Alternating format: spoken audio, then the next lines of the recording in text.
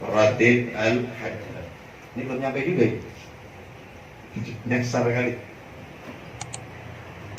Baik, langsung aja biar singkat ya. Kita baca dulu sedikit bareng-bareng untuk tabarukan kepada Imam Abdullah Al-Haddad. Bismillahirrahmanirrahim. Qala sayyiduna sahibur ratibi fi kitabihi wa'lamu ma'asyiral ikhwani ja'alana Allahu wa iyyakum minadz dzakirina lahu katsira wa minal ladzina la tulhihum amwaluhum wala auladuhum an dzikrihi anna dzikra lillahi min a'zami al-awamiri wa afdali al-qurbati wa awsali al-wasaili. Qala al-musannif rahimahullah ta'ala nafa'ana bihi wa bi 'ulumihi fid dharain amin. Sekarang kita membahas tentang syarah Ratib Al-Haddad.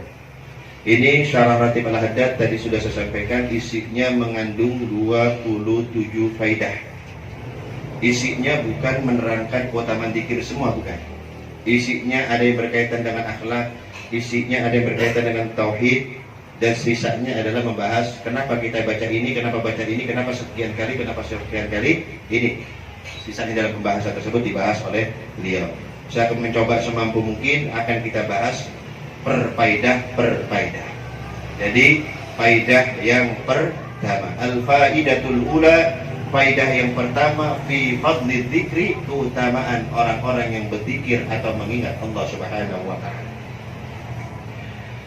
Imam Shahibur Ratib beliau mengatakan dalam kitabnya, wa'lamu, ketahuilah, ma'asyiral ikhwani, saudara-saudaraku sekalian semua ini, ja'alanallahu wa iyyakum, semoga Allah menjadikan aku dan kalian semua minadz dzakirina, termasuk orang-orang yang senantiasa berzikir, lahu kepada Allah katsira, sebanyak-banyaknya, wa minal ladina, dan termasuk orang-orang yang la tulhihum amwaluhum, yang tidak terlalaikan dari berzikir kepada Allah karena disibukkan dengan hartanya, wala auladuhum, karena disibukkan dengan anak-anaknya, an dzikrihi, dari mengingat Allah. Imam Abdullah Al-Haddad mendoakan kita, semoga kita semua yang hadir di tempat ini, dan mudah-mudahan keluarga kita juga termasuk, semoga kita semua dijadikan oleh Allah orang yang senantiasa berzikir atau banyak menyebut-nyebut nama Allah Subhanahu wa taala. Dan beliau juga mendoakan kita, semoga kita semua tidak dijadikan oleh Allah orang yang lalai berzikir kepada Allah karena sibuk nyari harta, karena sibuk ngurusin anak. Itu karena kata Imam Abdullah Al-Haddad. Kalimat yang pertama ini beliau mengutip firman Allah Subhanahu wa taala, yaitu surah Al-Munafiqun ayat 9. Perkataan tadi itu, semoga kita semua gak lalai zikir gara-gara nyari dunia, gara-gara kerja, gara-gara nyari harta, dan gara-gara anak. Itu beliau menukil dari firman Allah Subhanahu wa taala surah Al-Munafiqun ayat 9. Ya ayyuhalladzina amanu la tulhikum amwalukum wala auladukum an dzikrillah wa man yaf'al dzalika fa ulaika humul khasirun. Allah mengatakan, jangan sampai hartamu, jangan sampai anak-anakmu melalaikan kamu dari mengingat Allah Subhanahu wa taala. Barang siapa yang berbuat demikian, maka sesungguhnya mereka adalah termasuk orang-orang yang merugi, kata Allah Subhanahu wa taala. Allah memperingatkan kita agar kita jangan sampai lalai berzikir kepada Allah gara-gara nyari duit. Allah memperingatkan kita agar kita jangan lalai zikir kepada Allah gara-gara sibuk ngurusin anak. Itu pesan Allah buat kita. Dalam sebuah hadis yang diriwayatkan oleh Imam Bazzar, karena memang sudah kodratnya kita, sudah tabiatnya kita. Rasulullah mengatakan apa? Al-waladu thamratul qulub. Kata Rasulullah, anak itu belahan hati, buah hati belahan jantung. Kata Rasulullah. Wa innahum, gara-gara anak nih, sebab anak nih, sabda Rasulullah, majbanatun, itu orang tua jadi pengecut. Gara-gara anak, kata Rasulullah, mabkhalatun, itu orang tua jadi pelit. Gara-gara anak, kata Rasulullah, mahzanatun, orang tua jadi sedih mikirin anak. Ini Rasulullah memprediksi kalau kita punya anak, maka akan terkumpul 3 sifat. Yang pertama, majbanah, pengecut, takut. Misal sakit parah nih, anak masih pada kecil, ngeri nggak? Yang kita takutin siapa? Anak masih pada kecil, kita sakit parah, yang kita takutin siapa? Ya Allah, kalau saya meninggal, ini anak saya makan apa? Ya makan nasi, makan batu. Makan apa ya, Mang? Ya Allah, ini kalau saya meninggal, anak saya gimana nasibnya? Sering kan dengar begitu? Sering saya dengar kalimat ini, ya Allah, anak saya gimana nanti? Kalau ada orang ngomong begitu, maka dia memposisikan dirinya sebagai razik. Dia memposisikan dirinya sebagai Tuhan, bukan marzuk, bukan orang yang diberi rezeki. Yang kasih kita rezeki siapa? Allah. Kalau kita meninggal, hidup, rezeki bukan di tangan kita. Rezeki adalah dari Allah. Mau kita hidup, mau kita mati, anak kita tetap dapat rezekinya. Bukankah ketika istri kita hamil mengandung telah ditetapkan bagi anak-anak kita salah satunya apa? Rezeki kita. Kita mah bukan toren, kita itu mah keran. Torennya Allah, dibuka larinya. Yang namanya keran makan banyak mana-mana. Jadi jangan nyangka itu rezeki pusatnya di kita. Itu kesalahan. Makanya betul lah sabda Rasulullah, gara-gara anak, orang tua jadi majbanatun, pengecut, takut, bawaannya takut. Yang kedua, mabkhalatun, anak bisa bikin orang tua jadi pelit, jadi kikir. Keperluan anak sebulan 1 juta, ada orang minta sumbangan. Kalau mau ngasih mikir gitu. Kita punya anak sekolah biaya sebulan 1 juta, duit aja nih buat anak nih. Dah, orang minta sumbangan. Kalau gua kasih, kurang biaya anak. Kalau mau pesantren, habis diulas sama dia itu dipikirin. Dia takut, dia nggak percaya dengan janji Allah. Kan Allah yang ngomong, kan Rasulnya yang ngomong. Mana qasat sadaqatun min malin, tidak akan berkurang harta yang disedekahkan, kata Rasulullah. Gak bakal pun. Yang ngomong siapa itu? Allah. Nabi. Yang ngomong Nabi. Rasulullah. Percaya nggak sama Rasul? Percaya. Kenapa nggak praktek? Saya tanya, percaya sama Nabi?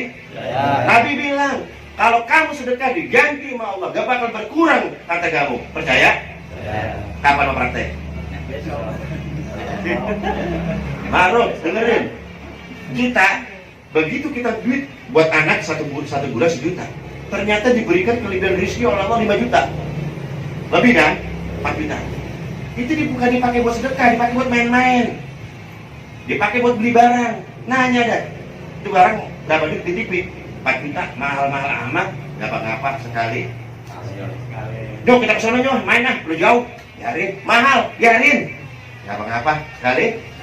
Pernah nggak orang datang ke sumbangan, Pak, yang masih mau dibangun, deh 50 juta. Lo banyak-banyak amat, ngapa-ngapa. Pernah nggak? Ini masalah, Masya Allah, coba perhatiin. Begitu dia ngeredit motor, ini duitnya dari mana? Ntar gua kata gue rezekinya, jangan takut, rezeki mah dijamin sama Allah. Kredit motor berani dia ngomong, bener nggak? Begitu sedekah mikir dia berulang-ulang, balik kagak ya modalnya? Balik, lo. Bagaimana sih masalah dunia dia yakin banget? Lu gak punya Tuhan aja tuh, tak kabat ngomongnya. Diganti sama Allah, lempengan dunia mah. Begitu urusan akhirat sedekah aja, pelitnya naudzubillah. Ya, jangan begitu Bang Maruf. Tahu aja nih, dia pelakunya nih. Saya kenapa ngomong begini? Saya begitu. Cuman kalau kita sadar kalau kita salah itu bagus dibandingkan orang salah tapi gak nyadar. Ini kan ini ngaji, ini kitab ini di ngaji. Ini emang ngomongin apa emang? Ngomongin aib kita sendiri, kalau nyadar nanti ini belum masuk kita. Tadi baru mukadimah semua. Ini baru mukadimah semua ini. Entar semakin dalam. Jangan salahin saya pada SMS. Ya jangan salahin saya. Saya pernah nanya sama Kiai, ini kitab kenapa jarang diaji oleh para kiai? Lu cuma senyum. Ternyata takut kecemes. Ya, yang kedua sama adanya ini gimana? Kita sama-sama ustaz. Gimana lagi? Jadi gue cemes, biarin dah. Ya, jadi gara-gara anak, orang tua jadi apa tadi? Pelit. Awas tuh. Gara-gara anak, orang tua jadi sedih. Mahzanatun. Anak itu sumber kesedihan. Anak sakit sedih nggak? Anak celaka. Lu tahu takut celaka dikasih motor. Saya mau tanya, itu anak yang umur masih SD itu udah pantas lu sebenarnya bawa motor itu? Itu nggak dikasih? Anak siapa itu yang saya lihat di jalanan lu? Kayaknya anak orang kayaknya. Anak kita. Jadi apa-apa orang mulu. Udah tahu kita takut celaka, kenapa dibeliin motor? Kita sayang sama anak bukan begitu caranya. Justru kalau anak udah waktunya bawa motor, kalau tangkap polisi yang ribet siapa? Jatuh yang ribet siapa? Kita juga yang capek, kita juga. Larangnya kita sayang. Itu begitu. Udah belajar di sekarang tuh. Yang udah terlanjur ngasih tarik, itu namanya nggak sayang mana. Akhirnya ikut-ikutan naik motor. Kalau kecil-kecil loh kayak pesan ceplik gitu ya. Geraron, berderot sini. Apalagi kalau sampai anak meninggal dunia, itu kesedihannya luar biasa. Kalau sampai anak meninggal dunia, itu kesedihannya luar biasa. Ini ada salah satu jamaah saya kemarin umroh, itu baru usia berapa minggu, cabut nyawa anaknya oleh Allah Subhanahu wa Ta'ala. Dan ini Masya Allah, keutamaan orang, tapi jangan minta. Dan keutamaannya gede kok. Apabila ada orang yang anaknya meninggal dunia, itu keutamaannya luar biasa. Mau minta? Kalau mikir dulu. Dan ini kita kasih aja amalannya, apa namanya, gambarannya. Rasulullah SAW bersabda, "Idza mata waladul 'abdi." Apabila hambaku anaknya meninggal dunia, kata Allah. Qala Allah Ta'ala di malaikatihi. Allah nanya kepada para malaikatnya. Malaikat sini yang nyabut. Ente yang nyabut ya? Iya sini, kata Allah.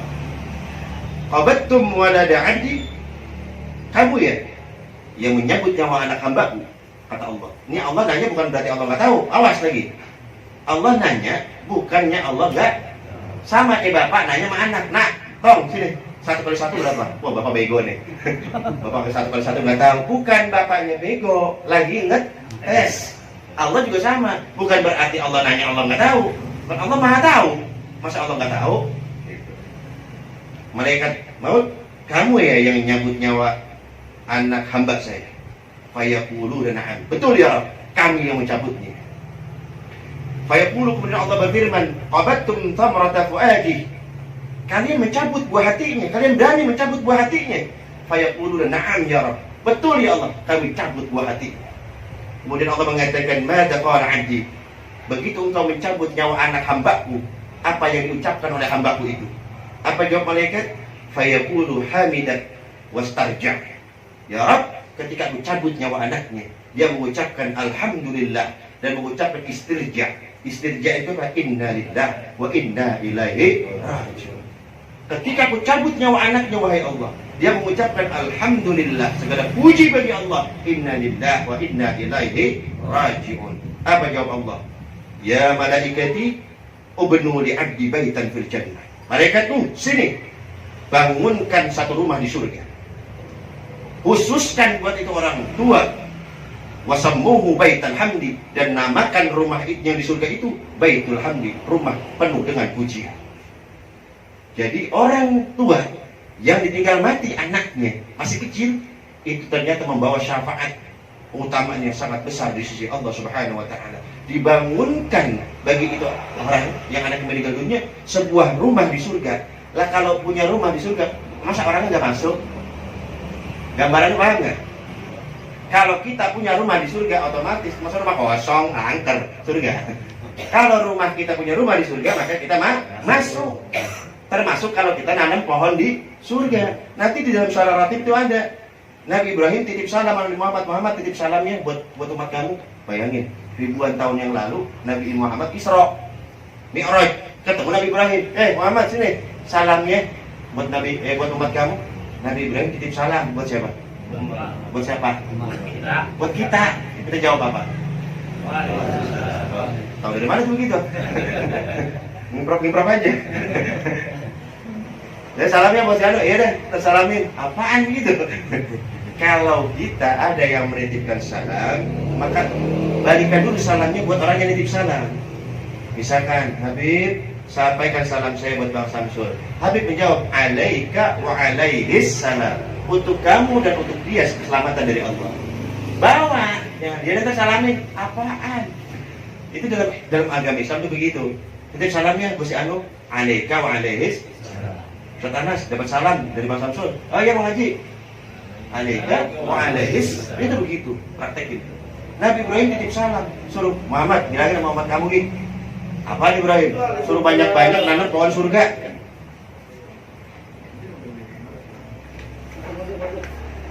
Kita disuruh Nabi Ibrahim suruh banyak-banyak nanam pohon di surga. Lalu gimana caranya Ibrahim? Bacanya banyak-banyak, subhanallah, alhamdulillah, wala ilaha illallah. Suruh banyak-banyak tuh. Kalau kita banyak-banyak baca itu, maka kita banyak-banyak tanam pohon di. Lah kalau pohon kita masuk surga, ilok. Bahasa orang Betawi ilok. Pohonan kita masuk surga. Masa iya kita kagak? Itu pohonan sampai ngetik, kan gitu. Kan? Ya alhamdulillah udah ada tuh. Nggak bisa dilihat, bisa dibaca dulu ya. Jadi oper-oper aja, jadi Taruh. oper aja. Sekian. Itu yang sudah saya terjemahkan bagi para ustaz. Mohon saran dan kritiknya, mungkin barangkali ada kesalahan terjemah, tolong ditambahkan yang kurang, yang lebih tolong dikurangin. Apa pas aja udah pas? Pas aja udah beres.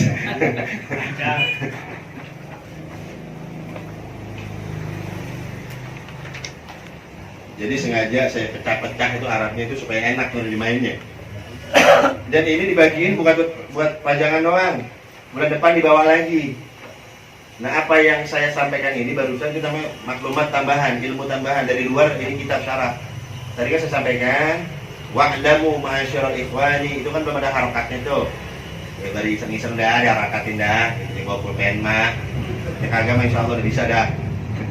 Wa'lamu ma'asyiral ikhwan, ketahuilah wahai saudara-saudaraku semuanya. Kan udah ada terjemahannya, tinggal baca doang. Maksud saya biar enak gitu. Kalau baca pegang kitab kan pikiran kemana-mana. Lihat Ustaz lama banget lagi dah, kan ada yang begitu mikirnya. Ya tadi saya sampai baca kalimat ja'alanallahu wa iyyakum minadz-dzakirina lahu katsira wa minal ladzina la tulhihim amwaluhum wala auladuhum an dzikrih. Itu sampai situ tadi tuh. Ini beliau ngutip ayat dari surah Al-Munafiqun ayat 9. Kasih keterangan situ. Ayat Al-Munafiqun 9 gitu-gitu. Jadi tahu kita insyaallah. Apa tadi faedahnya? Apa tadi surah Al-Munafiqun?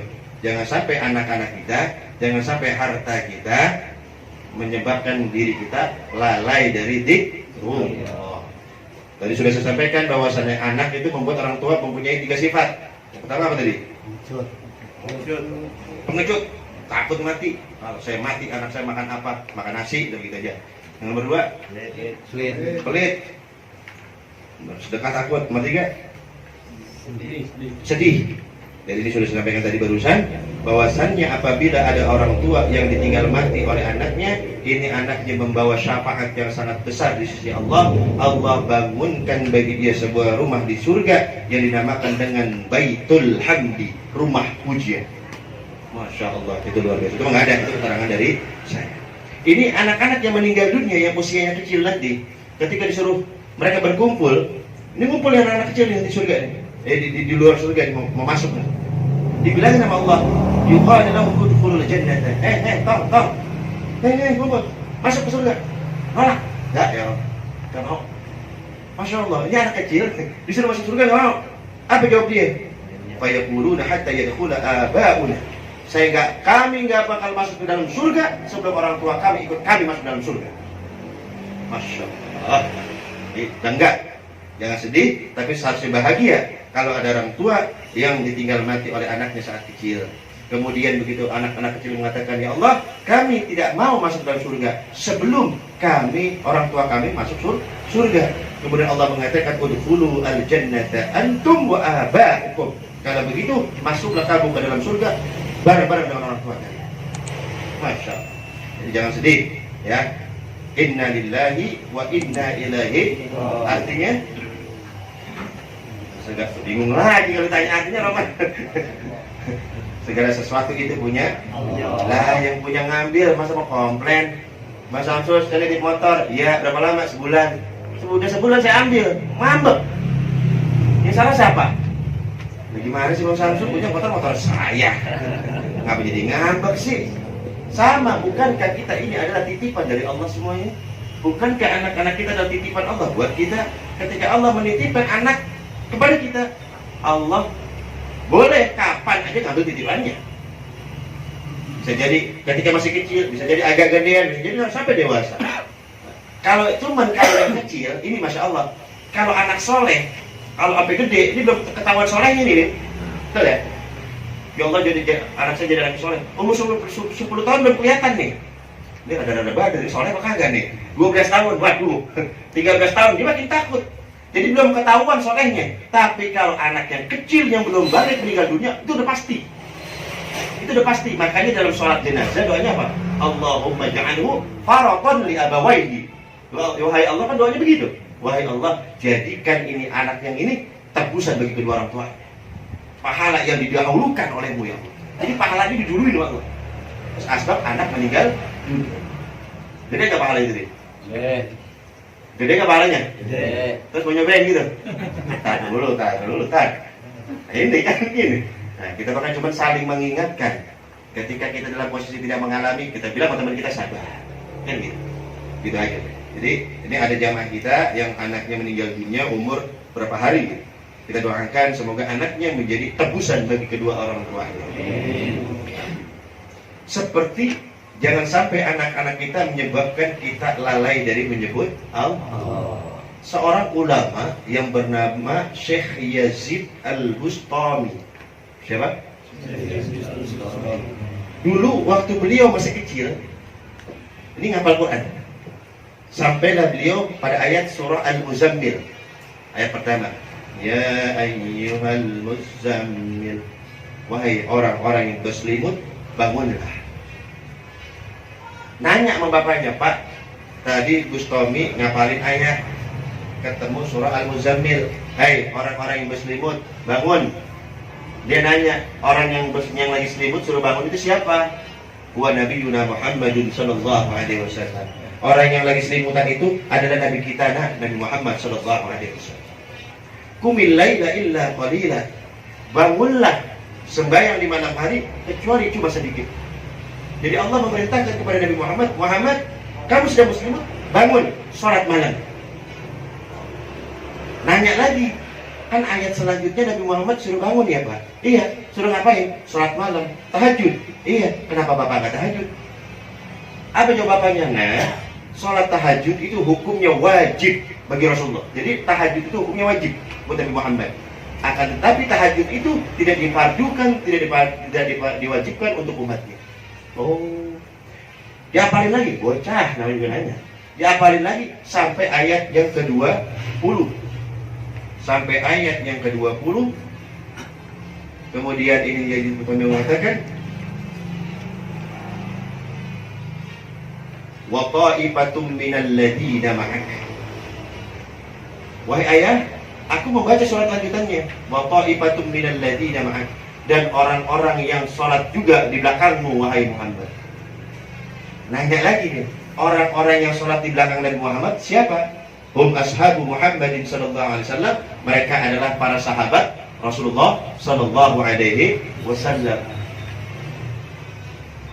Yazid Bustami mengatakan, demi Allah, tidak akan memperoleh kebaikan apabila tidak mengikuti jejak langkah yang dikerjakan oleh Nabi Muhammad dan para sahabat. Padahal waktu itu Imam Yazid Bustami masih kecil dan dia lagi baca Quran, negur bapaknya. Orang yang selimutan siapa? Nabi Muhammad. Disuruh ngapain? Sholat tahajud. Kenapa bapak nggak tahajud? Itu kok nggak wajib. Dibaca lagi Ternyata para sahabat mengikuti jejak Rasulullah. Bapak kenapa nggak ngikutin? Itu makan sahabat. Ditegur sama anaknya, dimarahin. Demi Allah, bapak tidak akan memperoleh kebaikan apabila tidak mengikuti jejak langkah Nabi Muhammad dan para sahabat. Ternyata bapaknya, sodakta kamu benar nak. Akhirnya besoknya salat malam. Gara-gara siapa itu? Anaknya. Begitu salat malam, Yazid kecil bangun. Bapak ngapain pak? Kan kemarin kamu bilang, bapak nggak peroleh kebaikan kalau tidak mengikuti jejak langkah Nabi Muhammad dan para sahabatnya. Jadi bapak salat tahajud. Salat tahajud, alim nih, ajarin saya. Kata siapa itu? Kamu masih kecil, tidur aja, jangan tahajud ya, masih kecil mah, usah, jangan. Apa jawaban Syekh Yazid Al-Bustami? Kalau seandainya nanti aku ditanya oleh Allah, Yazid, kamu punya amalan apa? Dulu saya pengen tahajud ya Allah, tapi dilarang sama bapak saya, gara-gara usia saya masih kecil. Saya bilangin sama Allah gitu loh. Bapak jadi ancam. Masya Allah. Kalau nanti saya ditanya, kamu punya amalan apa? Saya pengen sembahyang malam dulu. Kenapa gak dikerjain? Dilarang bapak saya. Apa rasanya? Masih kecil. Saya laporin begitu bapak sama Allah. Jangan. Sembahyang bareng. Awal hasil ini bapak sama anak sembahyang bareng. Masya Allah. Jadi ada terkadang anak bisa membawa hidayah untuk orang tua. Juga banyak kejadian orang tua menjadi ladang maksiat buat orang tuanya. Kita tanyain deh itu, orang-orang yang ditangkap korupsi, itu buat siapa itu? Buat anak. Emang buat siapa? Tanya itu orang yang begal motor, yang copet, yang rampok, itu buat siapa sih? Buat anak istri. Tapi sayang, salah jalan. Ya, lanjut. Udah ada kan? Enak tuh, ayo tuh, jadi ngajinya enak nih. Qala Allah Ta'ala, kemudian Allah Subhanahu, mana tuh?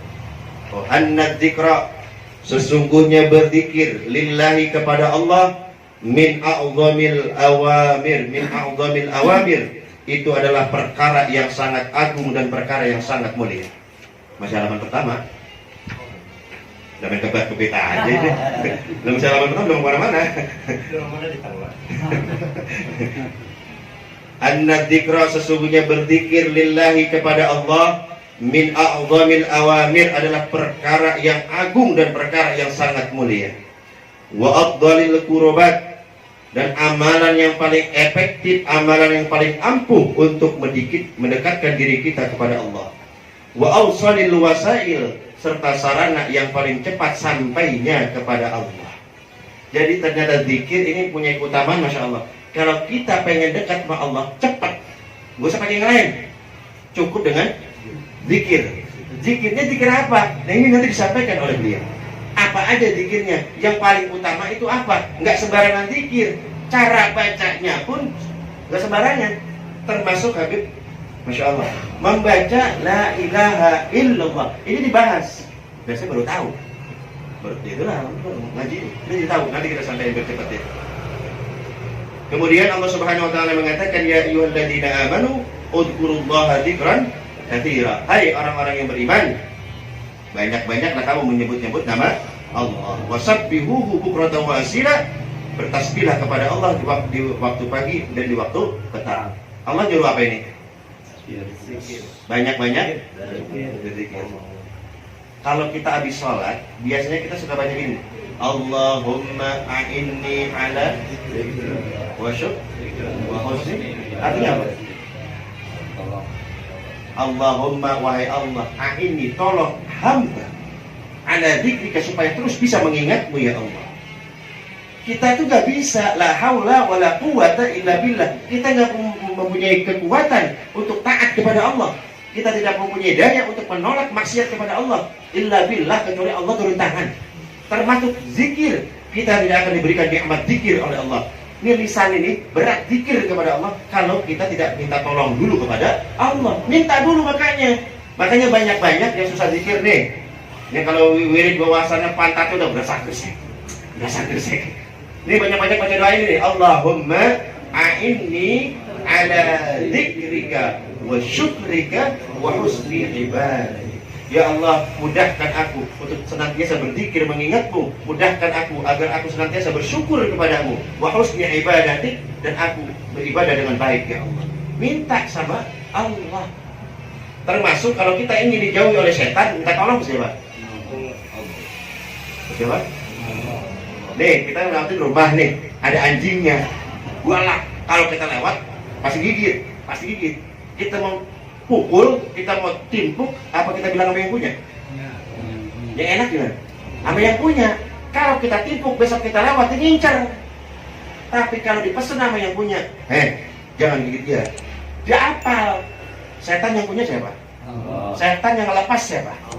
Kalau kita beledogin tuh setan, capek. Diincar kita sama setan, lu gak kena sama gue besok. Ntar lo, diancam bener sama setan. Makanya kita minta tolong sama yang punya. Siapa? Allah. Minta tolong. A'udzubillahi minasyaitonir. Tuh, mengapa? Kalau kita mau ngapa-ngapain, a'udzubillahi minasyaitonir. Takutnya setan masuk nih. Itu begitu. Ya, banyak-banyak menyebut Allah. Juga disebutkan alladzina amanu wa tatma'innu qulubuhum bi dzikrillah. Ala bi dzikrillahi tatma'innul qulub. Sering-sering mengingat Allah. Kenapa? Apabila kamu sering mengingat Allah, hati kamu jadi tenang. Orang pacaran nih, tenang nggak dulu-dulu? Kehujanan, anteng nggak? Angker, dibapunan angker. Emang apa?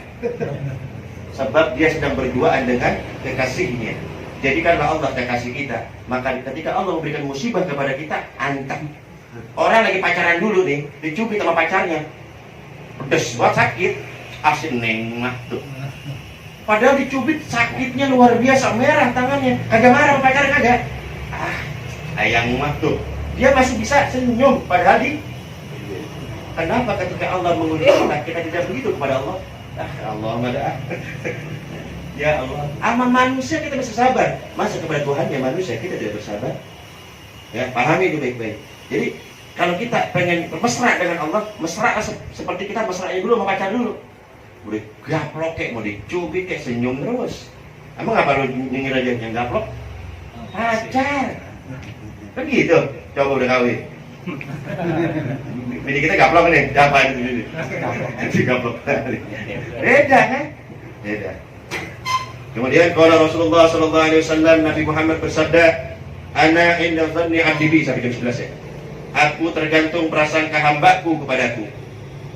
Aku tergantung prasangka hambaku kepadaku. Jangan suka buruk sangka sama Allah. Allah mah bagaimana tergantung prasangka kita. Kayaknya gue kalau sholat malam, kalau sholat tahajud bukan ahlinya dah. Ya udah jadi nama Allah nggak ahli sholat tahajud.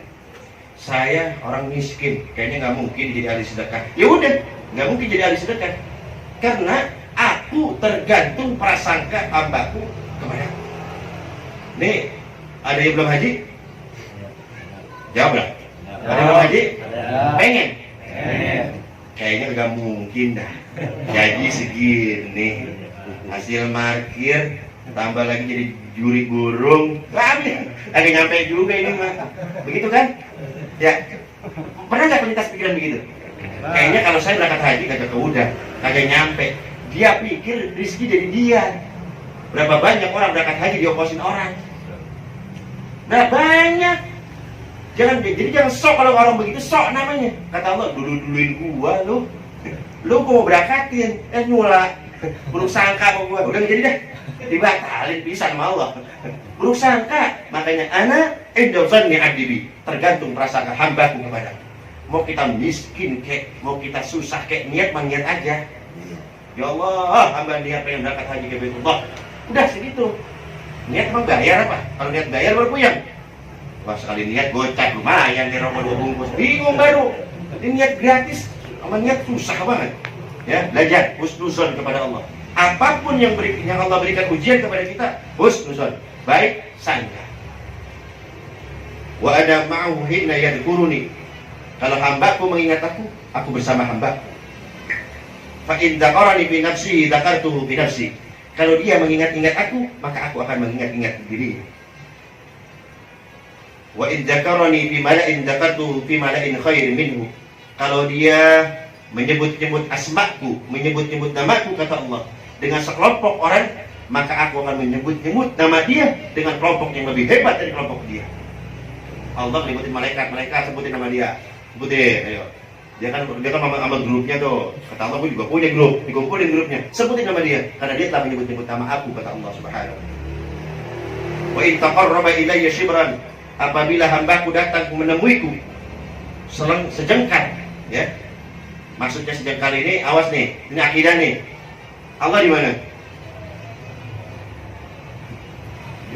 Allah tidak bertempat. Akidah ahlu sunnah wal jamaah tidak boleh mengatakan Allah di langit, tidak boleh mengatakan Allah di atas. Ya, gua bagaimana di atas aja dah. Kata tukang genteng, pas di atas, apa urusannya sama gua? Gua lagi di atas nyalain gua, kata tukang genteng. Gak boleh kita mengatakan Allah di langit. Sebab kalau kita mengatakan Allah di langit, maka di manakah Allah sebelum adanya langit? Di mana? Nah, nanti kita akan bahas panjang lebar di kitab Minhajul Abidin, bukan di sini. Saya cuma mengingatkan, apabila kamu datang kepadaku sejauh sejengkal, kata Allah. Jadi kita mendekat sekarang satu jengkal, bukan jarak. Allah tidak bisa ditempuh dengan jarak, karena Allah yang menciptakan jarak. Gitu.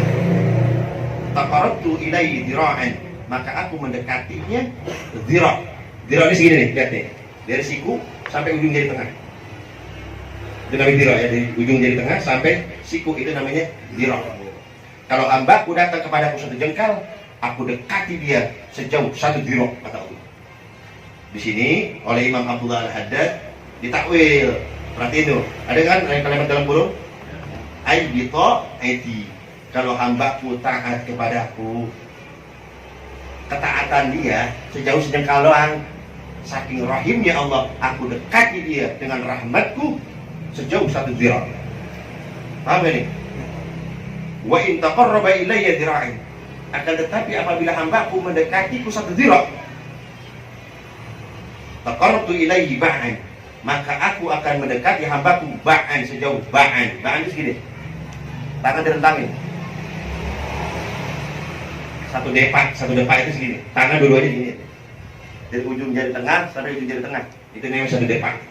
Kalau kita mendekat Allah sejengkal, Allah mendeketin kita satu dira'. Kalau kita mendeketin Allah satu dira', Allah mendeketin kita satu dira'.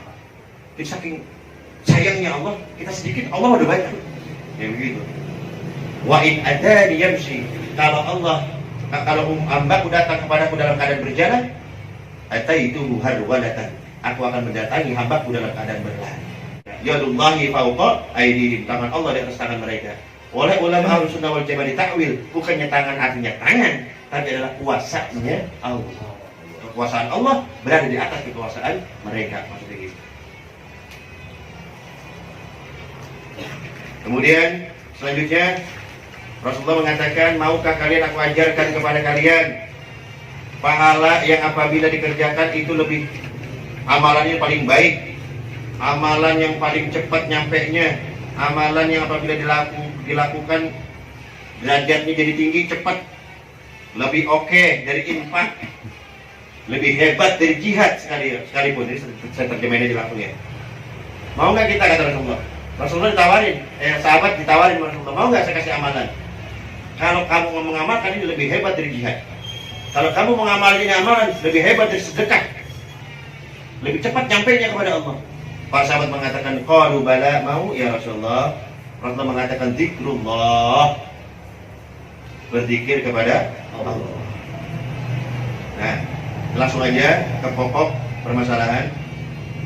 Sampai jam 11 sedikit lagi. Qala ulama, ya, ada tulisan untuk qala ulama? Kan udah terjemahin ya? Ada qala ulama kan?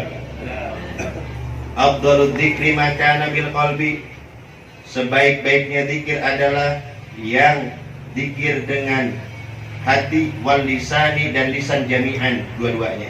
Ini berarti ini seabdal-abdalnya zikir, mulutnya ngucap, hatinya ngucap. Mulutnya zikir, hatinya.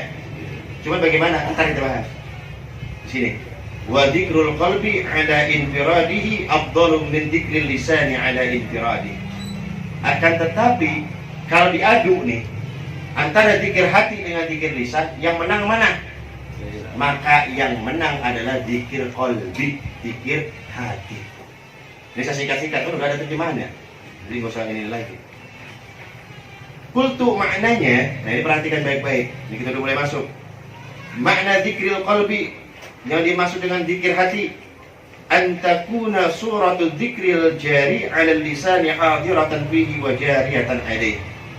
Yang dimaksud zikir hati adalah ketika mulut kita mengucapkan apa yang kita ucapkan dari kalimat zikir, itu hati kita hadir. Hati kita ikut turut mengucapkan kalimat zikir lisan kita. Beliau mencontohkan, apabila kamu mengucapkan lisanmu la ilaha illallah, maka hati kamu mengucap juga. Nah, ini Habib yang ini sudah pakai. Ini kalimat zikir la ilaha illallah itu zikir yang ke-18, hampir terakhir. Imam Abdullah mengatakan, zikir ketika kamu mengucapkan zikir la ilaha illallah itu ada aturannya. Ini penting, ini kan zikirnya kalau kita bahas secara urutan nomor 18, lama. Sedangkan kita baca ratibnya udah kan gitu. Ya. Baca ratib enggak? Tapi salah. Kalau saya bahas sekarang, kalau saya bahas nanti, ini lama ketemunya nih. Beliau nih zikir ke-18. Zikir ke-18. Terakhir. Hampir terakhir. Nah, daripada nanti baca ratibnya salah, ya. Jadi saya kupas sedikit.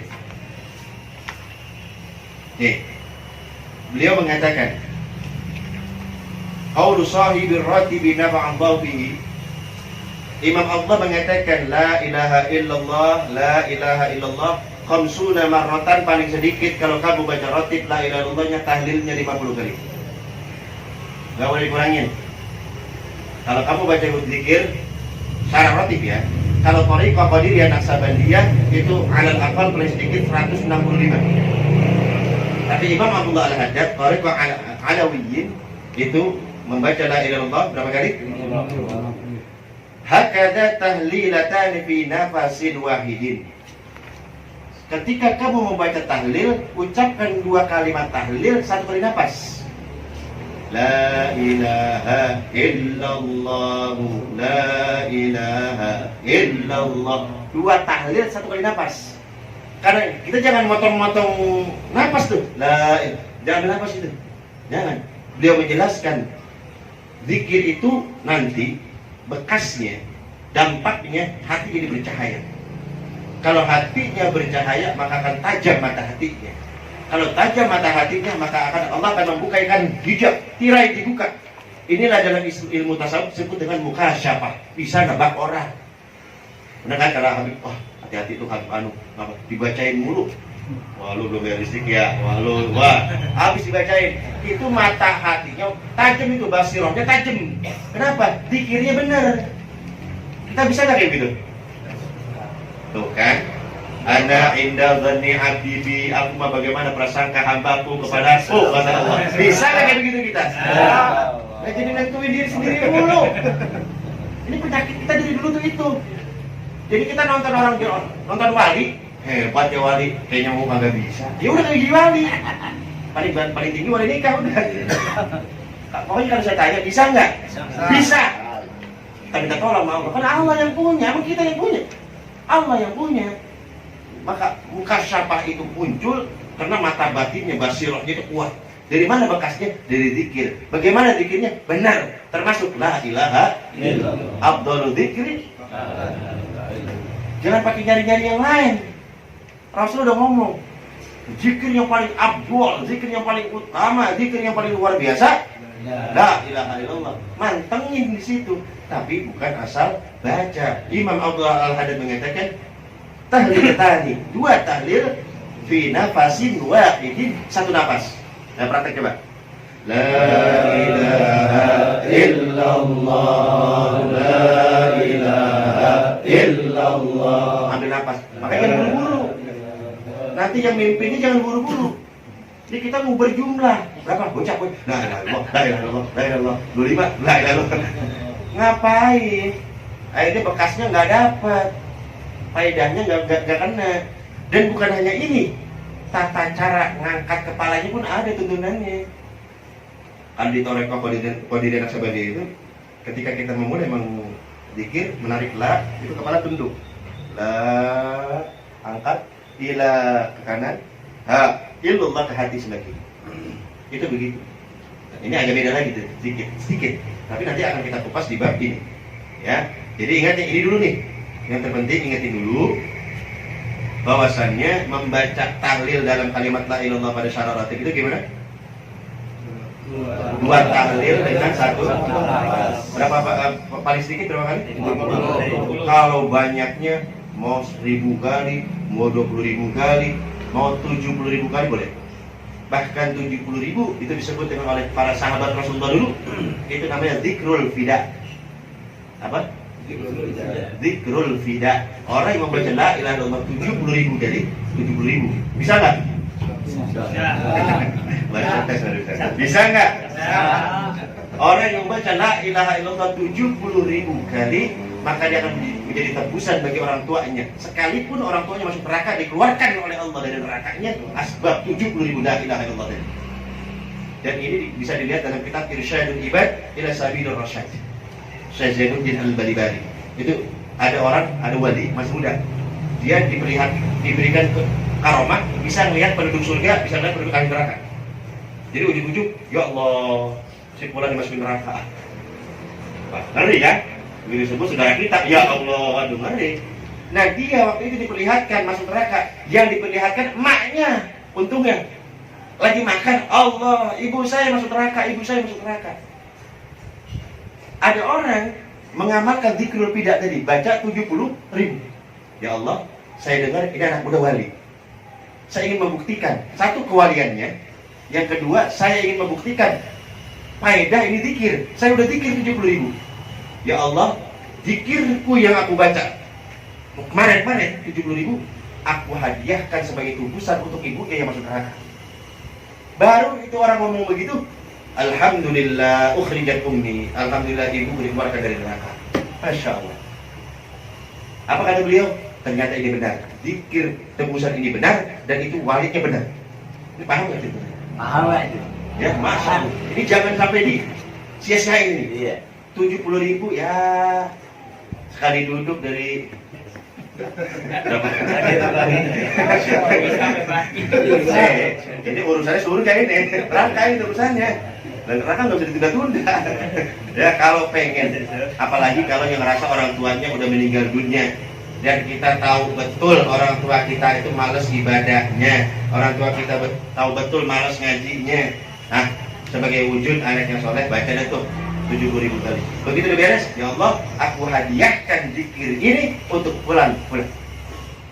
Satu zikir, 70.000 satu orang. Jangan pakai CRT.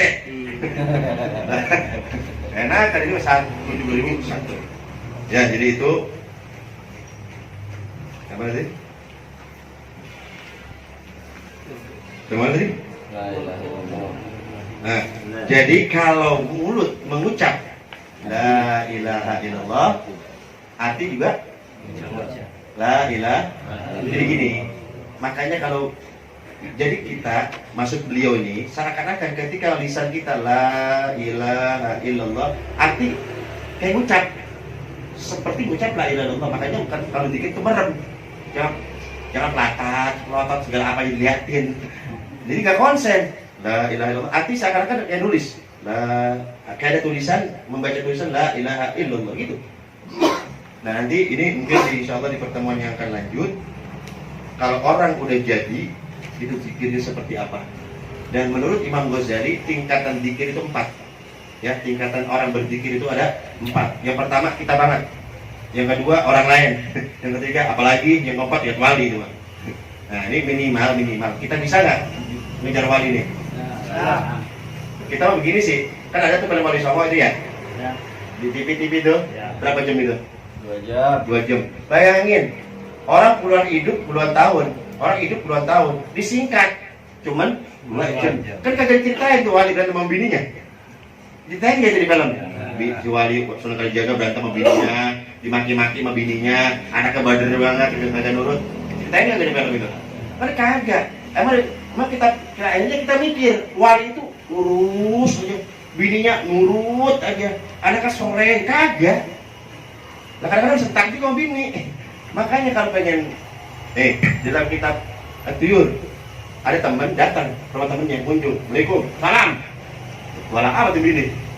Si Anu kemana? Lagi nyari kayu. Jalan. Masih lama, bentar lagi gue pulang, tungguin aja. Ditungguin sama dia. pulang cari kayu bakar. Ternyata yang bawain kayu bakar bukan dia, macan. Masya Allah. Pulang dari hutan dan bawa kayu bakar, ternyata yang manggul bukan dia, macan. Waduh, sate. Lah alhamdulillah. Kok bisa begini? Bini gua kali mak. Bawel banget. Lama nggak ketemu nih. Ngobrol-ngobrol basa-basi, lama ketemu. Balik lagi. Assalamualaikum. Waalaikumsalam. Nah, kok beda ini? Si Ano ada, lagi keluar dari kayu bakar. Tungguin dulu, dikopiin dulu, dikasih air. Beda yang pertama. Begitu dibuka ternyata ganti bininya, cerai yang pertama. Dia dapat bini yang kedua, soleha luar biasa, taat sama suami luar biasa, lembutnya luar biasa. Ditungguin sama dia. Begitu kamu lagi capek itu orang, lagi mikul kayu. Lah bro, kemarin lo dipikulin macan. Mana tuh macan? Semenjak saya ganti bini, itu macan gak takut lagi ke saya. Jadi kalau punya bini yang rada-rada bawel, punya bini yang rada-rada galak, nah itu alamat kita mau jadi wali. Benar itu. Beneran. Kok banyak kisah tentang ini banyak banget. Ada dua orang soleh yang doa, ya Allah, ya Allah, ya Allah, kabul datang makanan. Ya Allah saya pengen ini, ya Allah datang makanan. Ini orang kabul Pak. Saya udah nggak doa. Allah kabul. Ini ikut tambah saya udah nggak doa. Kabul juga ente doa. Dia udah tahu walinya. Gue tensin juga, gue doa juga dah. Ternyata dia yang doa tadi lebih banyak kabulnya. Kali ini masa piring, kita makanan, datang sepiring. Ini masa piring, datang sepiring. Ini setengah senampan. Ente kan jadi wali baru. Dulu yang senior. Kita minta sepiring doang lu senampan. Kok bisa begitu? Tahu lah. Ditanya dulu tapi yang senior. Ente kenapa bisa cash begitu? Sebab aku bertawasul dengan nama seseorang. Ternyata yang ditawasulin ini dia yang senampan tadi. Ya Allah, si fulan itu orang soleh, punya bininya galak, maka atas nama dia aku memohon kepadamu, kabulkan hajatku, ampuni makanan. Ternyata yang dipintain hajatnya orangnya ini tadi. Wali baru. Wali baru. Ternyata wali baru bisa ngalahin senior. Ternyata yang senior mintanya kemari. Masya Allah, makanya yang punya bininya galak, ya nikmatin aja dong bagaimana.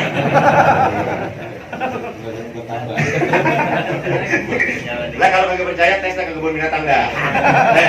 Punya bini galak banget nih, datang ke kebun binatang. Tangan itu tangan tuh, dijalan semua.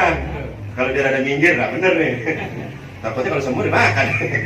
Ya itu aja yang dapat saya sampaikan. Lebih kurangnya mohon maaf. Insya Allah sehat panjang umur. Di bulan depan kita akan berjumpa kembali di acara dan gelombang yang sama. Jadi insya Allah nanti salah roti ini udah mulai masuk ke pos inti-intinya. Sayang kalau kelewat, sayang. Masya Allah. Saya ini kita susah banget saya pelajarinnya. Saya sampai Bib dijajahin lagi Pak Bib. Ribet banget ini malam ini. Sampai ketemu siapa yang meninggal nih? Habib, Nopal. Syahab. Sampai ketemu Habib Syahab. Bib, saya minta ijazahin. Ijazahin semuanya. Ada Ibu Abdullah Al-Haddad, saya ijazahin semua kantor. Dari situ hari mulai kebuka. Mulai kebuka. Ini terjemahkan itu salah satu terjemahan. Mudah-mudahan doain saya biasa istiqomah. Doain saya biasa diberi kemudahan oleh Allah bisa menerjemahkan. Saya tiga, bukan menyombong, bukan. Minta doa ini mah. Ada tiga yang wajib saya kerjain. Harus terjemahkan. Satu syarah rotib dari guru kita. Yang kedua hikam Ibnu Athaillah syarahnya. Yang ketiga kitab Minhajul Abidin. Ini kitab-kitab tua semua, kitab-kitab tinggi semua. Saya dapat kepercayaan, dapat amanah suruh menerjemahkan itu. Mudah-mudahan doa dari orang-orang soleh semua kan di depan saya. Kan ini calon-calon wali ini. Orang takut mau bini semua ya. Mudah-mudahan dikabul sama Allah ya. Ala hadinya wa ala kulli salih ala hadrat Nabi Mustafa sallallahu alaihi wa sallam Muhammadin sallallahu alaihi wa sallam al-Fatihah. A'udzu billahi minasyaitonir rajim. Bismillahirrahmanirrahim. Alhamdulillahi rabbil alamin arrahmanir rahim maliki yaumiddin. Iyyaka na'budu wa iyyaka nasta'in ihdinas siratal mustaqim. صراط الذين أنعمت عليهم غير المغضوب عليهم ولا الضالين آمين. Itu jangan hilang nggak tuh, harus dikumpulin di sini aja. Daripada hilang nanti sayang saya. Kalau mau dibaca di rumah, mau dikaji di rumah dibaca dulu, nanti tinggal nanyain. Masya Allah luar biasa. Assalamualaikum warahmatullahi wabarakatuh.